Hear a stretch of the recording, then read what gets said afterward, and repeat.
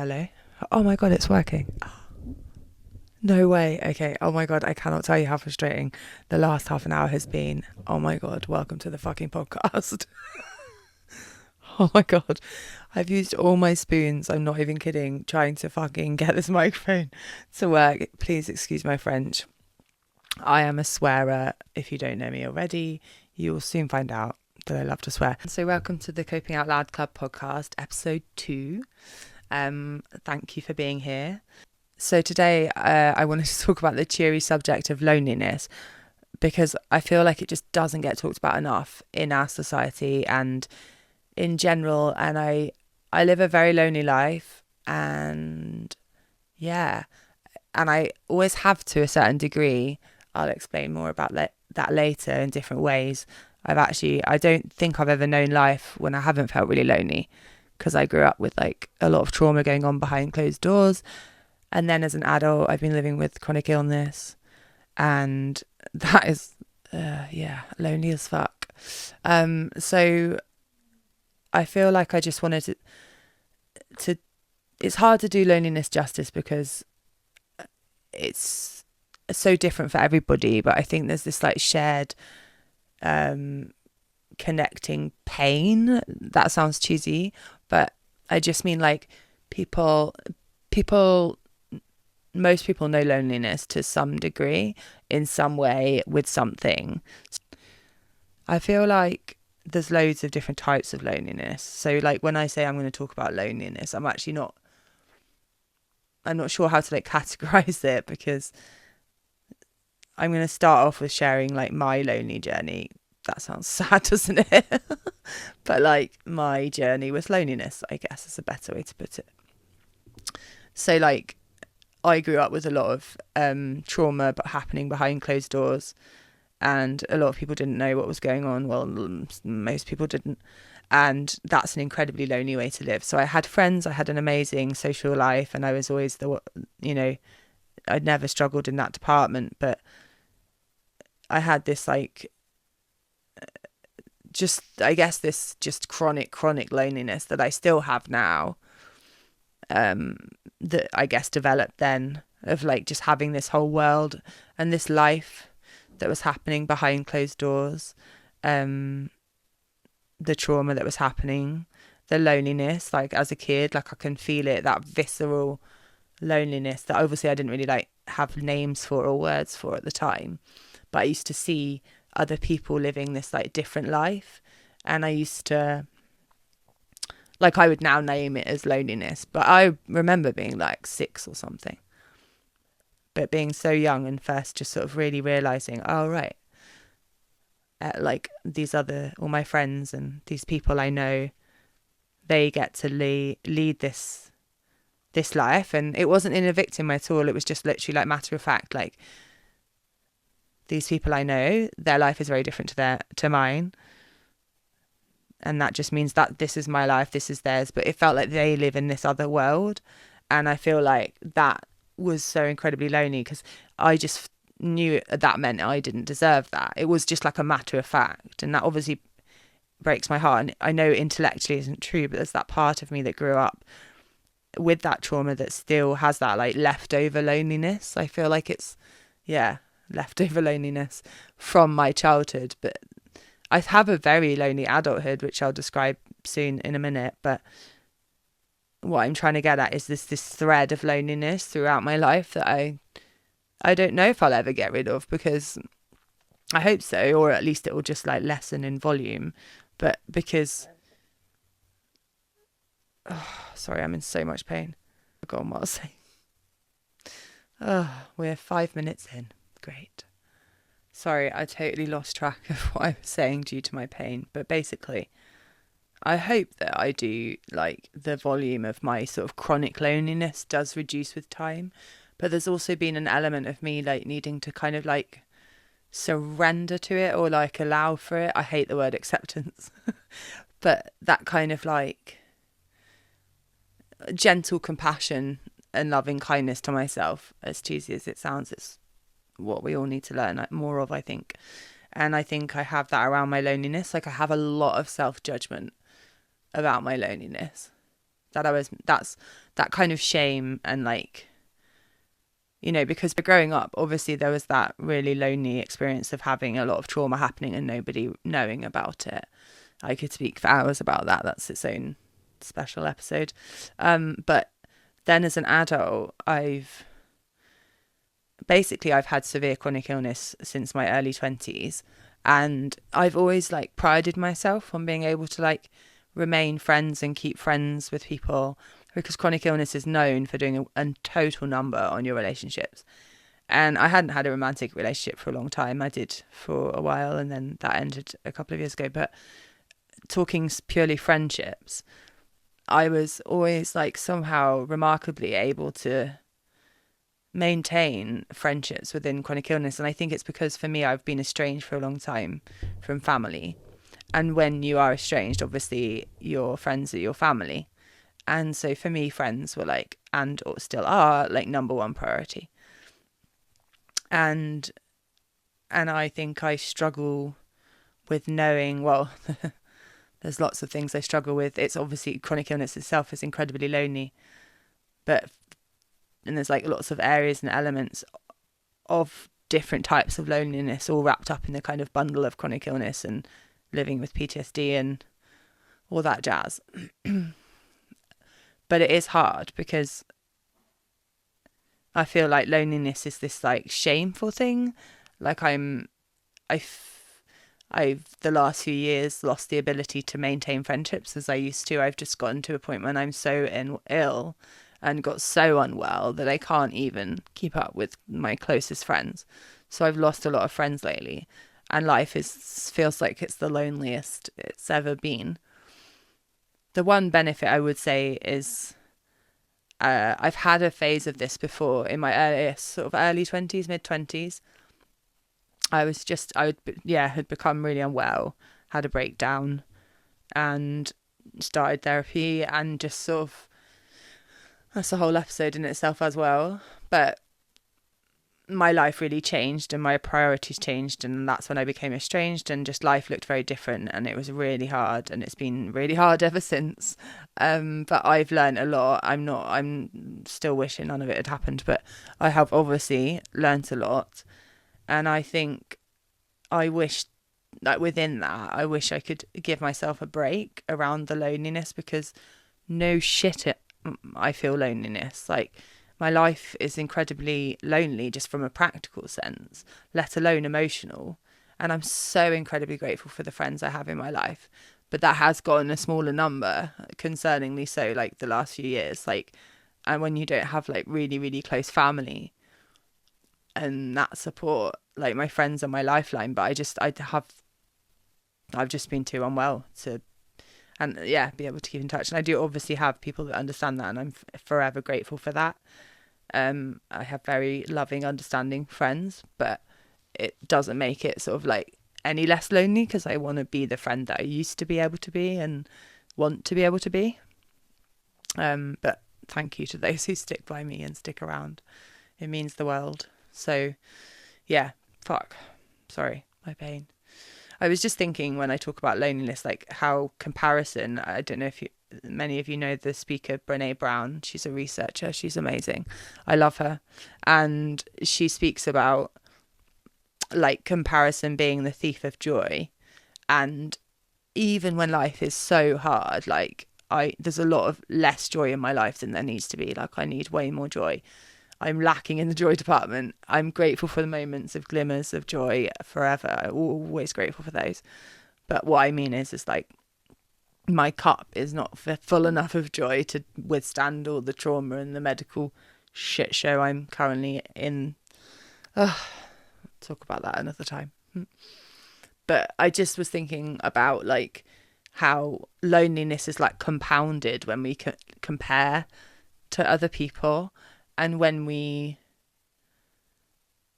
like forget how far we've come or forget who is actually showing up. Like, I've had this thing lately of like trying to reframe when I'm feeling really upset and really lonely or feel let down by someone, rather than looking at who's not shown up, which is what we actually naturally as humans do tend to do. We like lean towards that rather than the positive.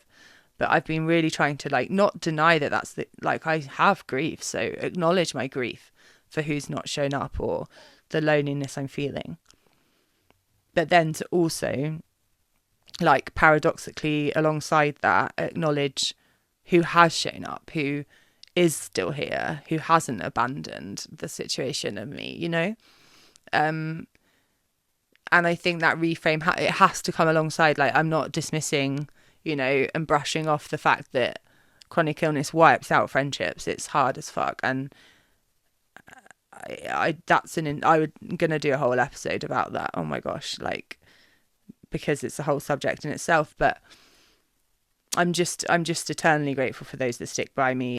But just to like, I basically just like wanted to really just reassure anybody that's feeling lonely that it's not just them. And I know that's like sounds really obvious, but I think we can intellectually know that there's other people that feel alone, and we're like, what? There's like this huge loneliness epidemic.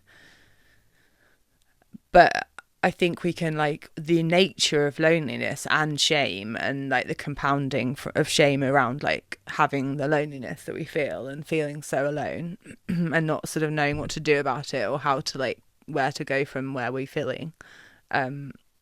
That just the nature of that together, the loneliness and shame, is just like makes us quieter. Like, as Brene Brown says, like, you know, shame cannot survive in the light. Like, if you put it in a petri dish, it grows. If shame grows, if you add silence, if you add like lack of connection, but it goes if you bring it out into the light, as in you talk about it, you tell somebody. And I really stand by that. My experience of shame, loneliness, anything like that I feel ashamed about, if I speak about it, or if I just like get some solidarity that it's not just me, or that just even just someone hearing it, whatever it is I'm ashamed about, it honestly reduces the shame so much. And I wish I would, like, I know that so well, but like I still forget it because shame takes over. It's the gnarly motherfucker. And so give yourself grace when it comes to dealing with shame and with loneliness, because it's easy to sit here and say you're not alone, but I know that life gets so lonely and it feels like we really are the only one like living or experiencing what we're experiencing, or just like the loneliness of just wanting someone there, like wanting someone that can just be there and like in a solid, you know, that they're not gonna disappear. As in, for me, it's that yearning for a mum figure. So I've never had that like secure attachment with a mum. I don't know what that looks like. I'm laughing because like it feels just so far from what I had. So yeah, like for me, part of my loneliness, like I have so many prongs of loneliness, right? Like if we have loneliness in the middle, it's like so many different arms coming out of that, of loneliness as a subject as a whole for myself. Like I feel like I'm only brushing the top of the iceberg in this episode, because I literally don't have capacity to unpick it completely. And I also want to do an interview with somebody because I think a conversation would just be really interesting to hear another person's, you know, experience with it. And but what I was going to say was that, like, for me, a lot of my loneliness also comes from that yearning for a mum, and that yearning for what I didn't have and don't currently have. Yeah, so I feel like it's common, you know, when you're really unwell to want a mum or to want a family, and it's just hard. So I feel like you can like be grieving somebody who's still alive, and that's a certain type of loneliness. You can be grieving somebody who isn't alive, and that's another type of loneliness. You can be grieving the life that you wanted to have and haven't had for whatever reason. That's a specific type of loneliness.